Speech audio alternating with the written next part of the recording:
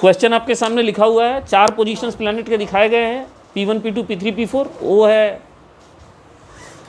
ओ जो है वो सन का लोकेशन है। तो आपको बताना है अगर area P1 O P2 is twice the area of P3 और P4 तो टाइम के 4 संबंधों में से कौन सा सही होगा।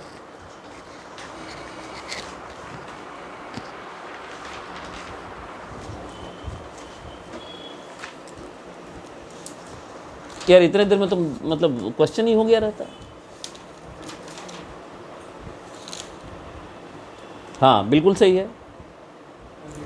हाँ तो पहले केस में डेल्टा टी की जगह पुट कीजिए T2 minus T1, delta T की जगह। हाँ और एरिया की जगह 2a पुट कीजिए, डबल है एरिया। ऊपर में 2a लिखिए, हाँ शाबाश। और नीचे में लिखिए T2 माइनस T1 हो गया। दूसरी तरफ लिखिए T3 minus T4, exactly T4 minus T3 exactly. ऊपर आ जाएगा नॉर्मल ए, फर्स्ट वाला एरिया डबल है ना। Yes sir. ए काटिए, काट दीजिए। अब बचा A के। हाँ क्रॉस, अरे ए कट तो गया, अब तो क्रॉस मल्टीप्लाई करो, आंसर बताओ कौन सा आएगा बकलोल कहीं के। C answer.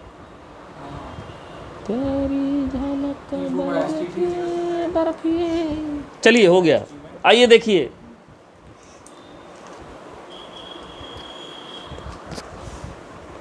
Kepler second law को यूज करते हुए फर्स्ट वाला केस में एरिया 2a लिख देंगे और टाइम लिख देंगे,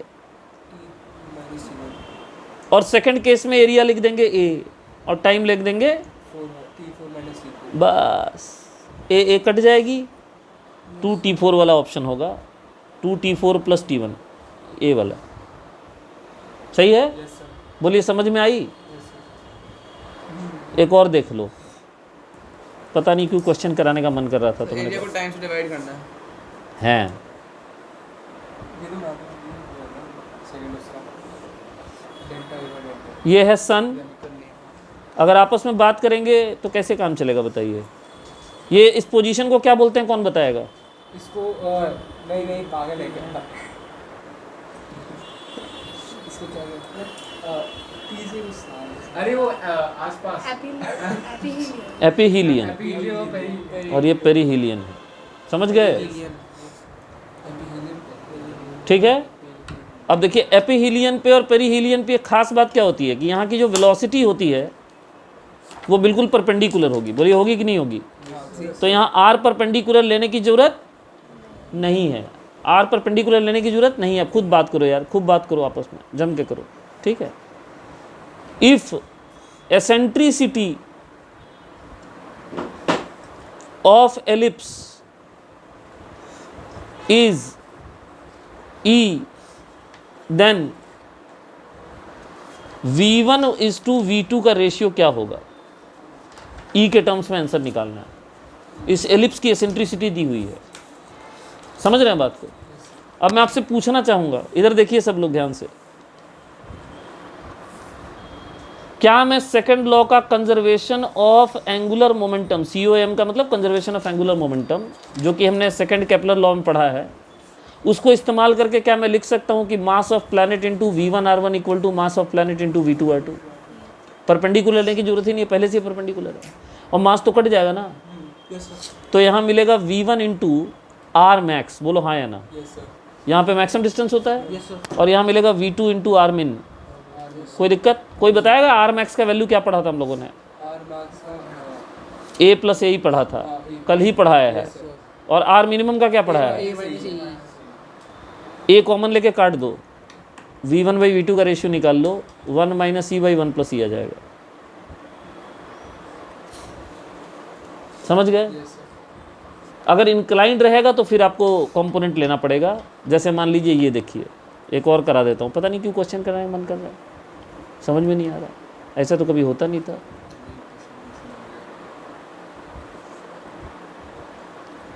ए सानहाई, सानहाई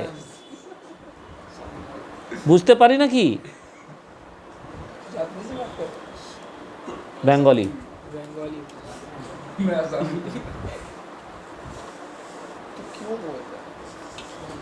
पूछ रहे हैं हाँ 4-5 क्वेश्चन ही तो है, पर हम ज़्यादा तो है ही नहीं। ये अर्णव बाबू बताएंगे। कोशिश करूँगा। ये एंगल दे दिया अर्णव 60 डिग्री, ठीक। ये अर्णव एंगल दे दिया है 150 डिग्री, ठीक है। समझ में आ गई बात? मुझे R1 R2 V1 V2 का रिलेशन चाहिए। मैं ऑप्शन लिख रहा हूं। If P is planet then, sir ये भी है। जो बोलना था मैंने बोल दिया, अब मैं इससे ज़्यादा कुछ नहीं बोलूँगा। वही P चला गया ना आगे, और क्या, दूसरा प्लैनेट आ जाएगा दूसरे ऑर्बिट में। मार्स और एक अर्थ की ऑर्बिट में घूमेंगे। कॉमन सेंस नाम की कोई चीज होती है कि बिल्कुल ड्रॉपर ही बन गए हो। mv1r1 = mv2r2। गलत है, परपेंडिकुलर कंपोनेंट लेना होगा एंगुलर मोमेंटम में।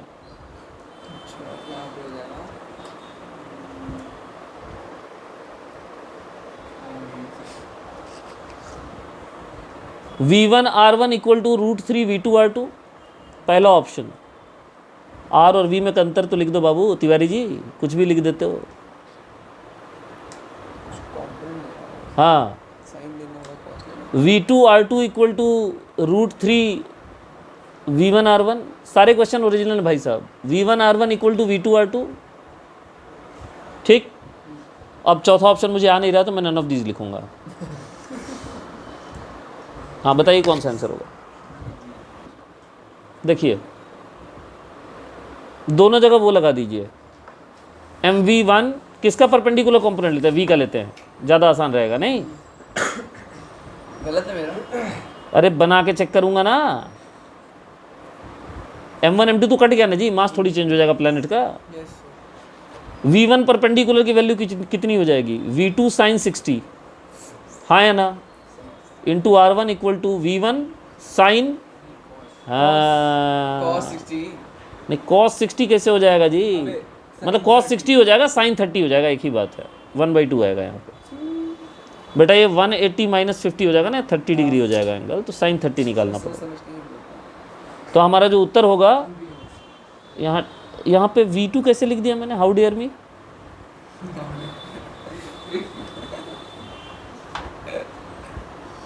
V1r1 √3 = V2r2, सेकंड ऑप्शन सही है। कहानी समझ में आ गई सबको? ये टिक करने वाला तो बहुत गंदा है। यहाँ सेकंड ऑप्शन लिख दो, कम से कम किसी को देना होगा तो ऐसे करके दिखा तो सकते हो question. Recording on. The square of the time period of revolution of a planet is proportional to the cube of the semi major axis of the ellipse traced by the planet. ठीक है, ये हो गया आपका तीसरा नियम। संक्षेपण करें इसका तो क्या कह सकते हैं? Square of the time period माने टी स्क्वायर। हो गया जी क्वेश्चन नंबर 1। Very good. और इसको हम लोग क्या लिखेंगे बताओ? सेमी मेजर एक्सिस यानी ए। सेमी मेजर एक्सिस ए के क्यूब के प्रोपोर्शनल है। बोली समझ में आ गया? ये है तीसरा लॉ। उदाहरण 8.1 let the speed of planet with perihelion. Perihelion पे स्पीड वीपी मान लीजिए, अभी किया था हमने। पेरिहेलियन पे वीपी और डिस्टेंस आरपी, एपेहिलियन पे वी आर है, दोनों के बीच में रिलेशन निकालना था। ठीक है। Will the planet take equal times to traverse BAC and CPB। Diagram बनाता हूँ, क्वेश्चन आपको खुद समझ में आ जाएगा। हाँ भाई, ये देखिए फिर से एंगुलर मोमेंटम कंजर्वेशन लगाएंगे तो मास तो कट जाएगा। VP/RP = क्या आ जाएगा? M × VAR। कहिए हाँ। दो तरह से यार मत लिखा करो, एक तो पागल इंसान। ये MM कट गया यहाँ से तो ये आ गया। निकालना क्या था मैं भूल गया। इससे VP/VA का जो रेशियो आ जाएगा RA/RB व्युत्क्रमानुपाती रेशियो होगा, यानी इन्वर्स रिलेशन। ठीक है, तो लिखिए संबंध तो निकाल लिया हमने। और क्या पूछा है? इनका नाम क्या रखा था? अब देखिए ये डायग्राम 8.1 को जो रेफर कर रहा है उसको मैं बना के दिखा रहा हूँ आपको। मेरी बात ध्यान से सुनेंगे तो समझ में आएगा, नहीं तो नहीं समझ में आएगा। ठीक है, फिर मत बोलिएगा। ये खींचा हमने कौन सा एक्सिस? लो भाई साहब, हो गया, बच गई पुंगी। BC axis. अरे भैया इसको माइनर एक्सिस कहते हैं। क्या यार, और इसको क्या लिखा है इसने? 8.1 डायग्राम देखो, इसको P लिखा है और उसको A लिखा है, तो मैंने ठीक ही लिखा था। अच्छा, अबे भाई वो इसको क्या लिखा है? ऊपर वाले को B और C लिखा है। एक तो ये रेफर करके जो डायग्राम देने का तरीका है ना, इतना बेहुदा तरीका है। मतलब क्या दोबारा डायग्राम क्यों नहीं बना सकते हो वहाँ पे? बताओ भाई यहाँ पे, ये P फॉर पास, A पर अपेलियन। चलो अब सुनिए क्वेश्चन में ये पूछा गया है कि ये बताओ कि क्या ये जो BAC एरिया है, मैं आपको BAC एरिया शेड करके दिखाऊंगा। अब दिख रहा है आपको BAC area? They are talking about this area, right? और दूसरा एरिया जो बतिया रहे हैं वो बतिया रहे हैं कौन सा? BPC area. Can you see this? कहता है क्या इन दोनों को ट्रेवर्स करने में इक्वल टाइम लगेगा? कतई नहीं लगेगा, because this area are not equal. Centre पे एरिया नहीं लेना आपको, एरिया कहाँ लेना है? सबटेंडेड एट द सन लेना है। सो आप कह सकते हैं कि time to travel from what to call it, BAC is not equal, rather it will be greater. Yes, it will be greater than time to CPB. Am I correct? Yes sir. Yes sir. Question done. अब देखिए इसका कहना ये है कि the Newton reasoning was that the moon revolving। अब ये जो चीज़ बोली गई है ना, पढ़ने के बाद पता चलता है ना कि किस कंटेक्स्ट में बोला गया है। तो न्यूटन को जो यूनिवर्सल लॉ ऑफ ग्रेविटेशन उसने दिया है इतना बड़ा, उसके पीछे इंस्पिरेशन थी केपलर लॉ, केपलर का तीसरा नियम। केपलर का तीसरा नियम क्या था? केपलर का तीसरा नियम क्या था बताइए? नियम क्या था ये बताइए? केपलर्स लॉ, टाइम पीरियड का square is directly proportional to major axis, semi major axis का होल क्यूब। एग्जैक्टली ये था, हाँ है ना? न्यूटन ने इसको मैकेनिक्स के जरिए वेरीफाई किया, तब बोला कि हाँ केपलर के नियम सही है, और फिर यूनिवर्सल लॉ ऑफ ग्रेविटेशन उसने। अब मैकेनिक्स के जरिए उसने कैसे ये किया? Newton's reasoning was the moon revolving in the orbit of radius R. हालांकि मून का ऑर्बिट सर्कुलर होता है, इट इज सैटेलाइट, लेकिन न्यूटन ने ये कहा कि देखिए मून जो है वो पृथ्वी के चारों तरफ क्या कर रहा है बताइए? घूम रहा है, हाँ है ना? और मून की जो रेडियस है पृथ्वी के चारों तरफ, ऑर्बिट की जो रेडियस है वो है कैपिटल आर। तो मून को सेंट्रीपिटल फोर्स कहाँ से मिला? सेंट्रीपिटल फोर्स अर्थ के द्वारा गिवन ग्रेविटेशन से मिला। सही है। तो अगर इस ग्रेविटेशनल फोर्स को हम लिख दें तो हम क्या लिख सकते हैं? हम इसको मून की वेलोसिटी ले लेते हैं Vm। तो हम बताइए Vm स्क्वायर बाई आर को क्या लिख सकते हैं बताइए? Vm स्क्वायर बाई आर को ओमेगा स्क्वायर आर भी लिख सकते हैं। अरे आप समझ रहे हैं ना? Centripetal acceleration. So centripetal acceleration which is Vm square by R can also be written as, इसी को थोड़ा सा एक स्टेप और लिख देते हैं लोग,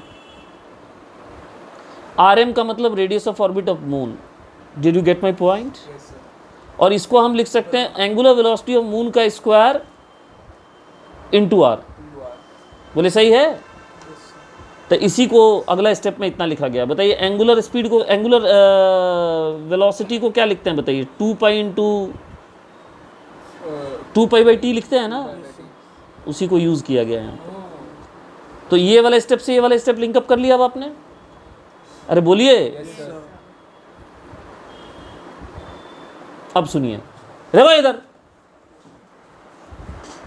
अब इससे उसने acceleration, centripetal acceleration of moon निकाला। समझ रहे हो?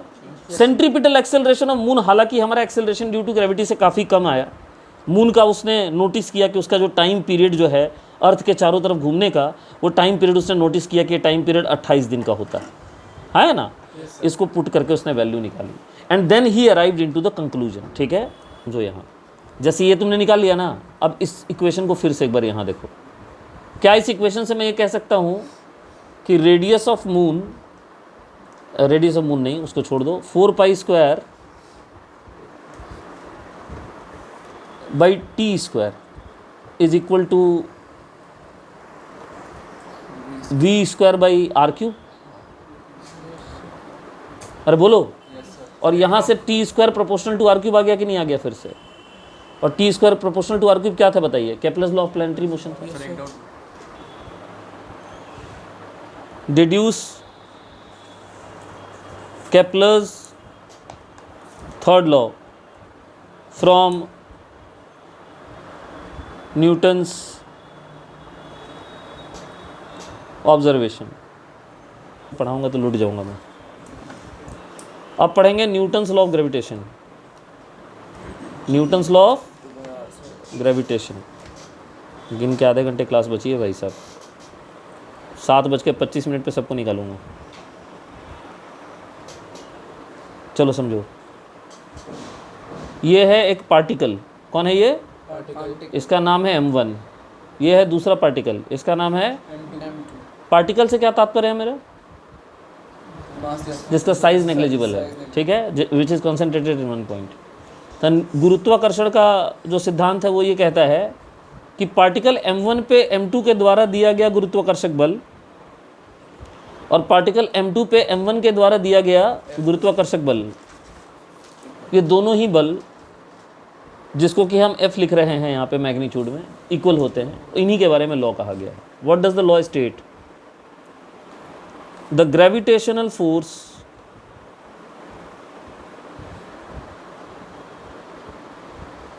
between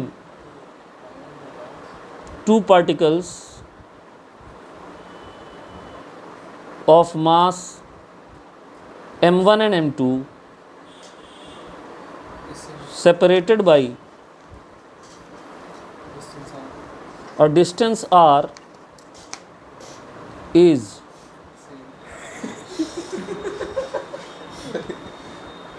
directly proportional to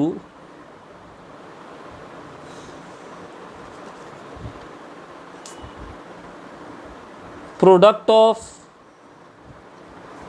masses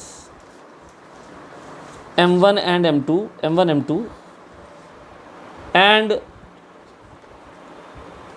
inversely to square of distance between them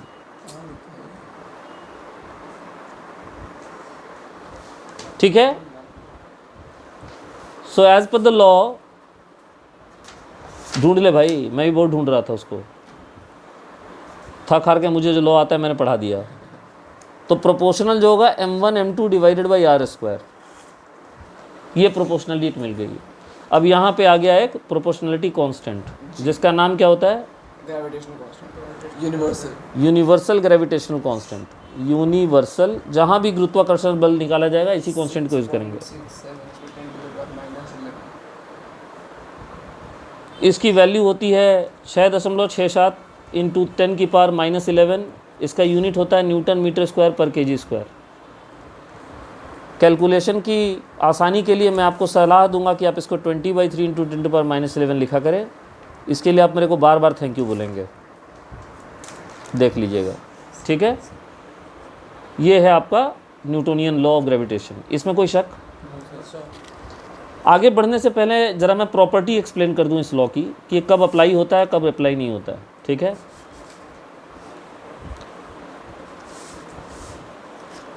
properties of Newton's law / gravitational forces, दोनों का प्रॉपर्टी साथ साथ लिखूंगा, ठीक है। लॉ के बारे में बात करूंगा, कहाँ एप्लीकेबल है कहाँ नहीं है, और न्यूटन्स लॉ ऑफ ग्रेविटेशन में जो फोर्स की चर्चा की गई उसके बारे में बात कर रहा हूँ। इससे पहले ये बता दूँ, यहाँ F12 और F21 का मीनिंग सबको पता है। F12 का मतलब किसके ऊपर फोर्स? नहीं, ऑन 1/2। अब दूसरा लिखने की जरूरत तो नहीं है। हाँ, इसके बाद भी दूसरा लिखना पड़े तो इसका मतलब समझ लीजिए कि आपको क्या कहा जाए। चलिए पहला प्रॉपर्टी समझिए। Newton's law of gravitation NLG is valid for only for point mass, ठीक।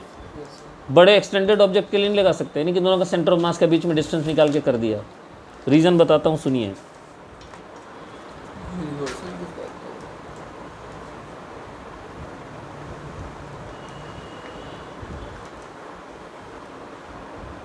कुछ दिख रहा है?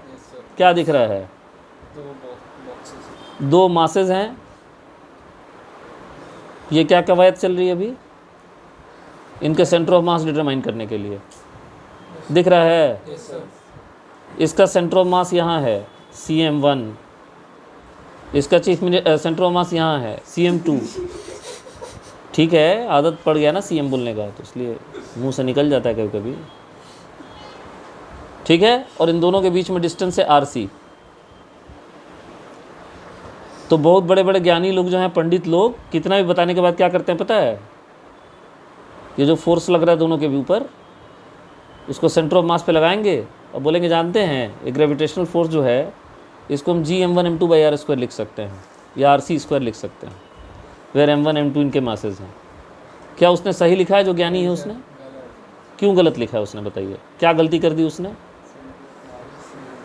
इसलिए गलत है ये, क्योंकि ये लॉ पार्टिकल के लिए लगता है, बड़े मास के लिए लगता ही नहीं है। So it is absolutely wrong. अब क्यों नहीं लगता है बताता हूँ। ये सही है कि ग्रेविटेशनल फोर्स जो एक दूसरे पे देंगे वो इनके सेंटर ऑफ मास के लाइन ज्वाइनिंग से पास करेगा, लेकिन वो सेंटर ऑफ मास पे लगेगा, ये गलत है। तो मैं इसका अब चित्रण बना रहा हूँ आपको। तो मैं सबसे पहले क्या करूँगा कि एरो हटा दूंगा, और मैं एक और पॉइंट बनाऊंगा जिसका नाम होगा CG। याद है क्या होता है CG? Centre of gravity. Centre of gravity थोड़ा छोटा बन गया है, इसके लिए क्षमा करिएगा। सेंटर ऑफ ग्रेविटी के बीच की सेपरेशन कुछ और होगी कि नहीं? सेंटर ऑफ मास की सेपरेशन कुछ और होगी। एक्चुअली ये gravitational force centre of gravity पे लगता है, बोलिए हाँ या ना? It does not act on centre of mass, it acts on centre of gravity, and centre of gravity is closer to centre of mass. So either you calculate for center of gravity, then you apply it, else it is wrong. You cannot concentrate gravitational force in the center of mass. Clear? Yes sir. अब समझ में आया गलती कहाँ है? Particle के लिए valid है, लेकिन इसका ये मतलब कदापि नहीं है कि ग्रेविटेशनल फोर्स खाली पार्टिकल पे लगता है. Gravitational force can act between any two masses. एक ही प्रॉपर्टी जरूरी है और वो है मास का होना. ठीक, वो मोटा हो, पतला हो, बड़ा हो, छोटा हो, रिजिड बॉडी हो, फ्लेक्सिबल बॉडी हो, किसी के बीच. ठीक है, no conditions applied.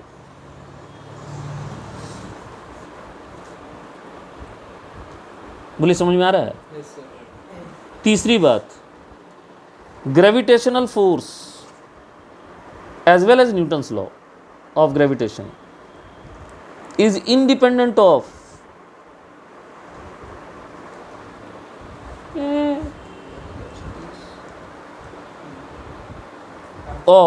intervening medium. अभी वही कर रही हो.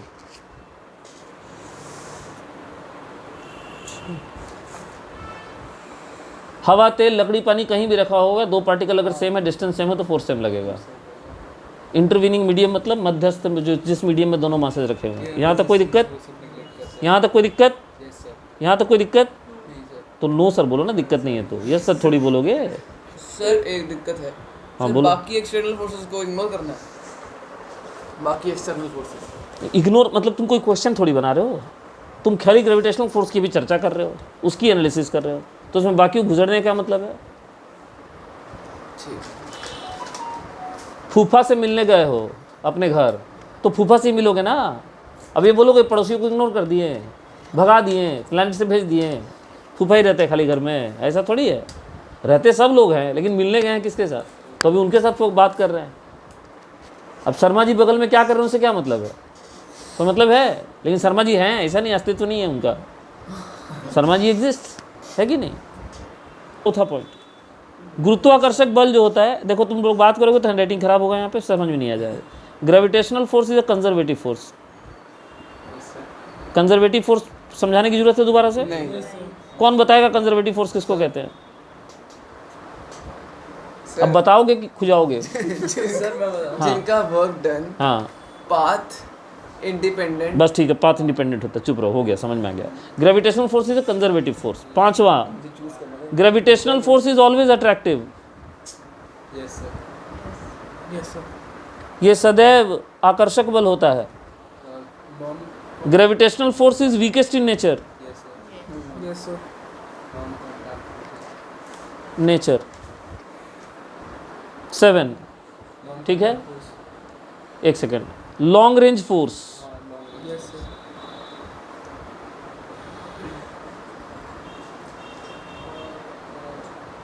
बहुत दूर रहने पे भी काम करता है.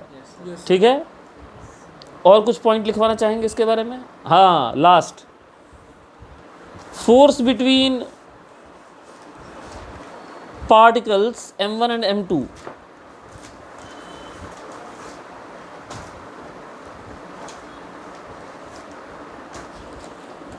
is independent of presence or absence of any third particle. बोले तो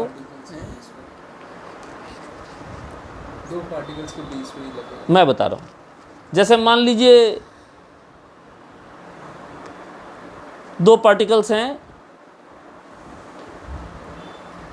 m1 और m2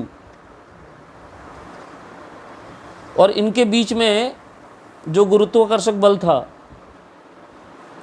उसकी वैल्यू है F12 और F21, हालांकि दोनों का मैग्नीट्यूड सेम होगा। कुछ पूछना है क्या? कांट हेल्प, कैलकुलेटर दो उसको, कैलकुलेटर कैन हेल्प। किसी एक पट्टी का मेरे को एरिया दिखाओ, क्या निकाला है, कम से कम देखो कंसेप्ट सही लगाया कि नहीं लगाया। ये किसका निकाला है एरिया? किसी एक का भी आंसर मिला है तो इसका मतलब फार्मूला सही जा रहा है, तब कैलकुलेशन चेक करिए। Okay, listen to my words. Now let's say I am bringing a third particle.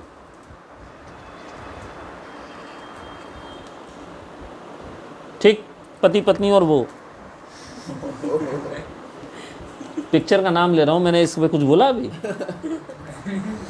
तो इसका कहने का मतलब कि वो के आने से पति पत्नी के प्यार पे कोई असर नहीं पड़ेगा। F12 F21 के बीच में जो अट्रैक्टिव फोर्स है वो सेम रहेगा, नहीं उस फोर्स पे नहीं पड़ेगा, लेकिन साथ साथ जो है यहाँ भी प्यार पनपेगा, ऐसी बात नहीं है। दोनों का अब ये न्यूटन्स लॉ से वियर्ड टाइप का एग्जाम्पल है, कृपया इसको सीरियसली ना ले, ठीक है? ऐसी चीज़ें आमतौर पे एग्जिस्ट नहीं करती। हाँ, इधर देखिए, ये सही है कि 1 पे 3 फोर्स लगाना शुरू करेगा, हैं 2 पे भी 3 फोर्स लगाना शुरू करेगा, और 3 को भी उसके बदले, उस प्यार के बदले प्यार मिलेगा, सही कि नहीं? ठीक, जिसको कि हम कह सकते हैं F31 और F32, किंतु इससे F1 F2 के वैल्यू पे कोई असर नहीं पड़ेगा, ठीक है? तो हम जिसके पे असर नहीं पड़ेगा उसकी बात कर रहे थे। F12 एंड F21,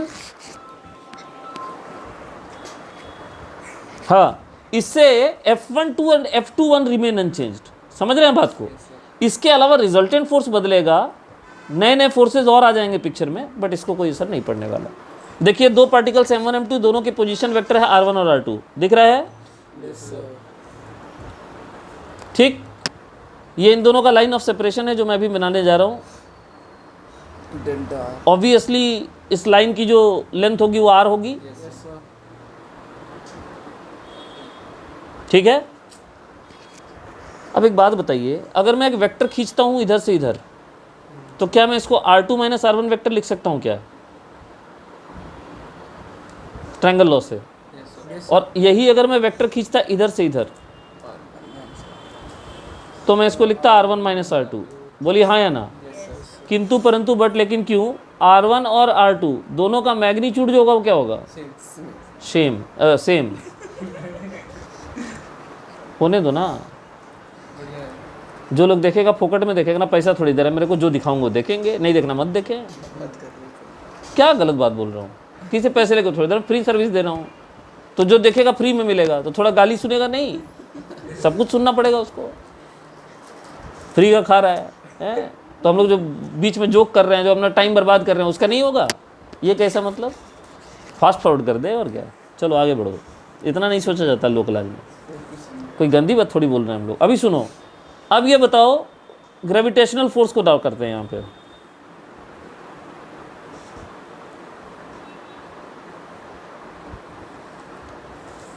ये कौन सा फोर्स है जी? और ये F21, ठीक है? तो मैं अभी लिखने वाला हूँ F12 को वेक्टर फॉर्म में। कौन से फॉर्म में? मुझे लगा किताब पैक कर रही हो।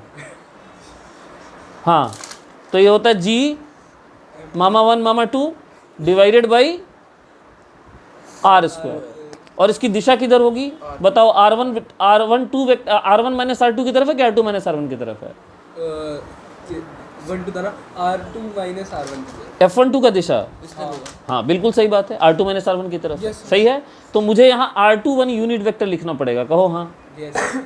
अब R21 यूनिट वेक्टर लिखने की कवायद शुरू होती है। Can I right it R2 vector minus R1 vector? Yes sir. And in order to write the magnitude, I have to divide it with R2 minus R1 vector का mode. Say yes. Yes sir. Yes sir. But what is R? That too is R2 minus R1 का mode. तो एक उसका mode का square पहले से लगा हुआ है यहाँ पे। तो here we are with vector form of Newton's law. And the law is Gm1 m2 R2 minus R1. If you are writing 1 2, remember R2 minus R1 will be here, whole divided by R2 minus R1 vector का whole cube. Correct? Yes sir. इस तरह से आप vector expression निकाल सकते हैं। Notebook खोलिए, question लिखिए जल्दी से। बीच बीच में क्वेश्चन भी तो कराना पड़ेगा ना जी। नहीं जी, ये सब लोग क्वेश्चन लिखो। 2 particles of mass 15 kg and 27 kg are respectively situated at point A minus 302 metre. भाई यहाँ से देख के लिखो। और दूसरा है -121 metre. Find gravitational force on B due to A in vector form. चलिए सर्वप्रथम फॉर्मूला बताइए। आपको लिखना है FBA की FAB। बताइए क्या लिखना है? FBA B on the A। माने F21 yes sir. Formula F2 minus F1 is mama 1 mama 2 divided by, यहाँ क्या हो जाएगा बताइए? R2 minus R1 R1 minus R2 उल्टा था, याद करिए। अब खाली वैल्यू डालना बचा है, सबका वैल्यू डाल दीजिए। जी की जगह 20/3 डालिएगा, याद रखिए। वेक्टर निकालिए और नीचे उसके मैग्नीट्यूड का क्यूब कीजिए। Come on do it. देखिए ये आएगा कैलकुलेशन डालने पे। उसके बाद जम के यहाँ पे कैलकुलेशन काटिए। ये देखिए 3 का क्यूब और 27 कट गया। 3 5 15 बोलिए हाँ। और 20 5 से क्या डाटा दिया भाई?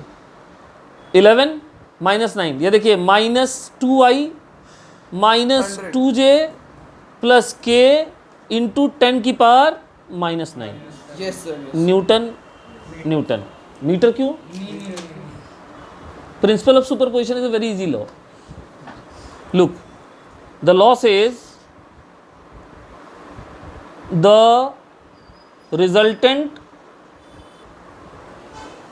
principle of superposition, the resultant force on a particle, say the particle is m and say it is surrounded by many particles, say for example I am saying m1 m2, एक और बना देते हैं, है ना, m3। अब ये सब इस पे अपना अपना गुरुत्वाकर्षक बल दे रहे होंगे।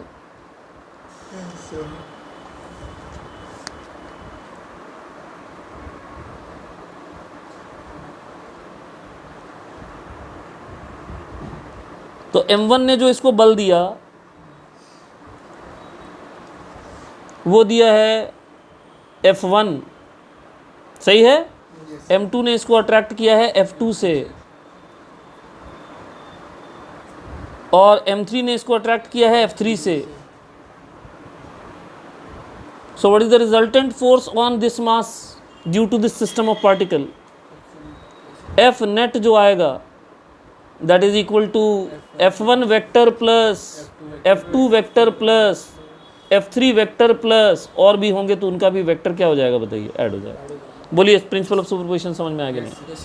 So easy.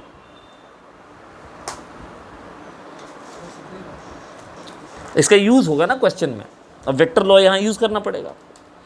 ये है प्रिंसिपल ऑफ सुपरपोजिशन। समझ में आई बात? अब यहाँ पे अगर आपको स्कूल में डिस्क्रिप्शन में थोड़ा लंबा क्वेश्चन दे दिया तो आप F12 का मतलब भी लिखिए कि देखो भैया हैं ये R21 R31 छोड़िए, M1 पे लिया है हमने, M पे लिया है, ठीक है। तो हम मान लेंगे कि इसकी पोजीशन वेक्टर जो है let position vector of M naught be R naught, बोलो हाँ, M1 be R1, M2 be R2, M3 be R3 and so on. The force due to 1 क्या लिखेंगे? G M1 M0 upon distance को कुछ तो लिखेंगे ना, या यहाँ लिख दो कि इट इज, हाँ, एन फोर्स ऑन 1 by 0 पे ले रहे हैं ड्यू टू 1, 0 पे ड्यू टू 1. ठीक है, तो 2 - 1 करेंगे ना, 1 - 0 करेंगे, R1 - R0. बोलिए समझ में आ रहा है? और R1 - R0 का मैग्नीट्यूड का क्यूब. चलो F2 बताओ क्या होगा. तो और डिस्क्रिप्टिव तरीके से लिखे तो इसको हम लिख सकते हैं F01 F02. नहीं जी, अब ठीक है. चलिए जल्दी जल्दी बोलिए, एक और बोल दीजिए, सारा लिखने का जरूरत नहीं है. R2 - R0 divided by, R2 minus R0 तो अगर 3 नंबर में आ गया तो थोड़ा और लिखना पड़ेगा, इसलिए इतना बता दिया. ऐसे ही डॉटिया दीजिएगा इसको, ठीक है. और इसी को हमने कहा है अपने लॉ में F1 और इसी को हमने कहा अपने लॉ में F2. क्या ये बात समझ में आ गई? यही था प्रिंसिपल ऑफ सुपरपोजिशन. तो आप चाहें तो यहाँ से भी कॉपी कर सकते हैं, यही बात यहाँ पे लिखी हुई, जो वहाँ से लिखा है डेफिनेशन वहाँ लिखा हुआ, ठीक है. ये क्वेश्चन पढ़ते हैं. 3 equal masses of m kg are fixed at vertices of equilateral triangle ABC. What is the force acting on mass 2m placed in the centroid of the triangle? What is the force the mass at vertex A is doubled? तो दो part में question करना है. आइए first part आपको समझाता हूँ. m 2m centroid पे ABCG, साइड दिया हुआ है AG BG CG 1 मीटर, मास m kg का है. चलिए शुरू करते हैं. देखिए पार्ट ए में जो क्वेश्चन है उसमें यह कहा गया है कि एक इक्विलेटरल ट्रायंगल होता है. इक्विलेटरल ट्रायंगल के वर्टिसेस पे 3 पार्टिकल्स होते हैं.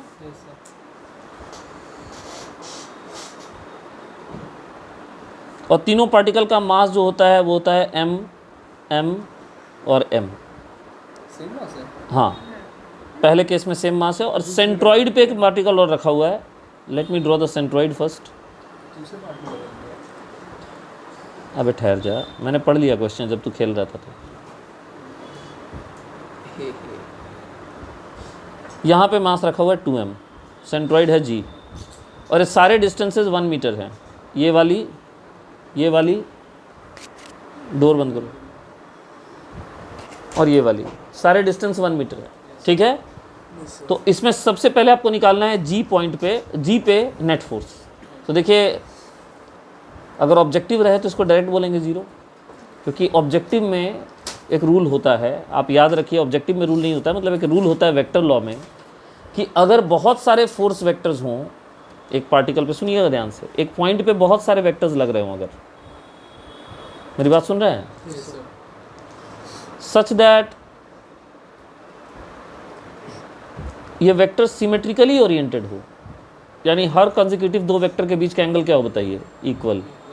आप समझ रहे हैं मेरी बात?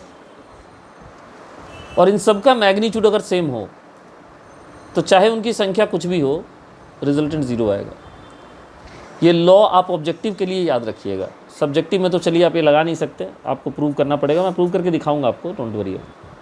लेकिन एटलीस्ट मैं यहाँ बता दूँ आपको, ये जितने वेक्टर आपको दिख रहे हैं ये एक ही पॉइंट पे लग रहे हैं. बोलिए हाँ. सबका मैग्नीट्यूड इक्वल है. बोलिए हाँ. और सब सिमेट्रिकली स्पेस्ड है. लिख देता हूँ, ये याद रखिएगा. क्या लिखा पढ़ के सुनाइए. मैनी वेक्टर्स अबे acting at same point having equal magnitude कौन बोलेगा? having equal magnitude, equally symmetrical, having equal magnitude and distributed symmetrically is 0. is 0. उनका काउंट कुछ भी हो, चाहे 2D में डिस्ट्रीब्यूटेड हो, चाहे 3D में डिस्ट्रीब्यूटेड हो. इमेजिन कीजिए क्यूब, कर दिया इमेजिन. क्यूब के सेंटर को अज्यूम कीजिए, क्यूब के बॉडी सेंटर की बात कर रहा हूँ मैं. अब बॉडी सेंटर से हर वर्टेक्स की तरफ एक एक वेक्टर खींच दीजिए. कितने वेक्टर्स बनेंगे टोटल? 8 बनेंगे, रिजल्टेंट 0 होगा सिमेट्रिकली ओरिएंट होने के लिए। तो अब बताइए ये तीनों फोर्स जो लगाएंगे ए बी सी किस पे? जी वाले पार्टिकल पे। ये बताइए तीनों इक्वल मैग्नीट्यूड के होंगे कि नहीं? क्योंकि लगाने वाले बराबर मास के हैं, जिस पे लग रहा है वो मास सेम हो गया, डिस्टेंस भी सेम हो गया। और क्या ये इक्वली ओरिएंटेड है? तीनों के बीच में एंगल 120 120, तो रिजल्टेंट क्या होना चाहिए? लेकिन टीचर नहीं मानेगी, प्रूव करके दिखाना पड़ेगा। आ रहा हूँ, अलग अलग बनाया पहले। ये बताने की जरूरत नहीं कि इन तीनों के बीच में जो एंगल है सक्सेसिवली वो 120 डिग्री का है। कहिए हाँ। और इन तीनों का मैग्नीट्यूड एफ है। एफ की वैल्यू क्या है बाद में बात करेंगे, इसके बारे में अभी जरूरत नहीं है। ठीक, अब सबसे पहले मैं बी और सी का रिजल्टेंट लूँगा। ऐसा बनाया मैंने, पैरेललोग्राम बनाने की जगह ही नहीं बची। कोई बात नहीं, तुम लोग अब समझ सकते हो इसको। ये बताओ अगर ये दोनों बराबर मैग्नीट्यूड के हैं तो इनका जो रिजल्टेंट आएगा ठीक एंगल बाइसेक्टर की तरफ आएगा कि नहीं आएगा? इसका हम नाम रखेंगे एफ बी सी, क्योंकि मैं दोबारा डायग्राम नहीं बनाने वाला हूँ। ठीक है, आओ एफ बी सी की वैल्यू निकालते हैं। कोई है यहाँ पे जी सुनने वाला? F square plus F square plus 2 F into cos 120। Cos 120 की वैल्यू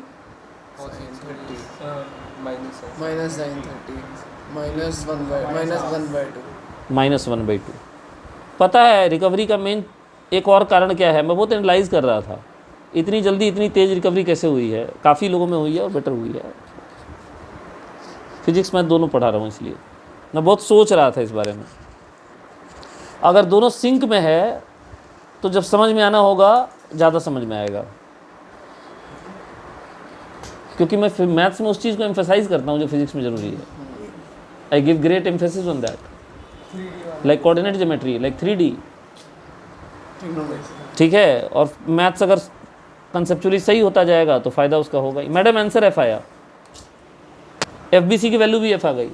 अब ये बताइए दोनों आपने बोला कि बिल्कुल एंगल बाइसेक्टर की तरफ होगा, कारण क्या है इसका? क्योंकि जिनका रिजल्टेंट ले रहे हो दोनों वेक्टर क्या हैं? बराबर है। तो बराबर होंगे तो पैरेललोग्राम की जगह रोम्बस बन जाएगा ना। पैरेललोग्राम की जगह क्या बन जाएगा? और रोम्बस का डायगोनल एंगल बाइसेक्टर भी होते हैं ना। तो अब ये बताओ कि ये जो एंगल टोटल हुआ ये 180 डिग्री हो गया कि नहीं हो गया? तो इसका मतलब लीनियर पेयर हो गया तो 180 डिग्री होगा ना जी। तो ये वाला एफ बी सी वाला जो एफ होगा और एफ ए वाला एफ एक दूसरे को काट देगा कि नहीं काट देगा? आपके एफ बी सी का जो रिजल्टेंट आया भाई साहब वो बिल्कुल equal and opposite to F A है। So tell me what can I say? F B plus F C plus F A equal to 0। तो स्कूल में मैडम ऐसे मानेंगी, नहीं तो नंबर काट लेंगी। हाँ पक्का काट लेंगे, ठीक है। तो ऐसे करके दिखाना पड़ेगा। अब क्वेश्चन में हमारा इसने तड़का बोला कि नहीं अब एक काम करो, ए वाले मास को चेंज कर दो। और क्या कहा? What is the force acting on the mass 2m? Double कर। हाँ, अगर ए को डबल कर दिया तब तो आधी मेहनत हमारी बर्बाद नहीं जाएगी, तो हम लोग आधे से कैरी फॉरवर्ड कर लेंगे। तो अब आइए बी पार्ट का सोल्यूशन लिखते हैं कि अगर ए का मास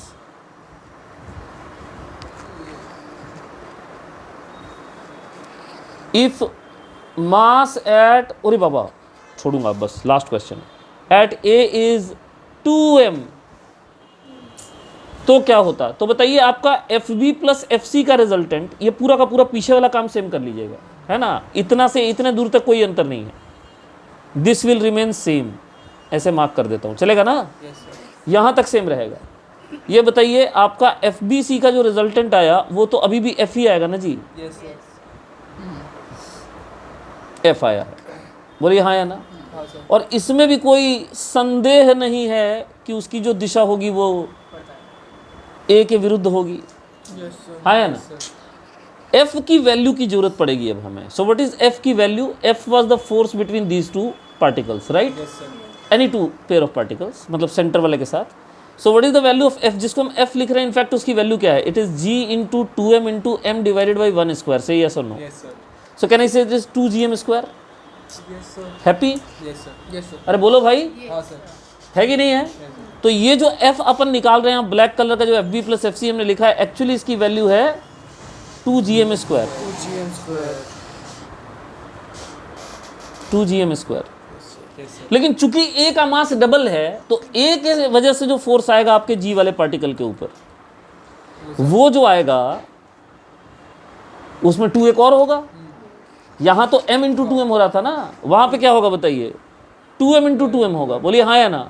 तो वो नेट फोर्स कितना आएगा बताइए, डिस्टेंस उसमें भी 1 है, तो is it 4gm²। So net force आपका कितना आ गया बताइए, नेट फोर्स आपके अगर 4gm² में से 2gm² माइनस होगा, तो resultant force is 2gm² in direction from G to A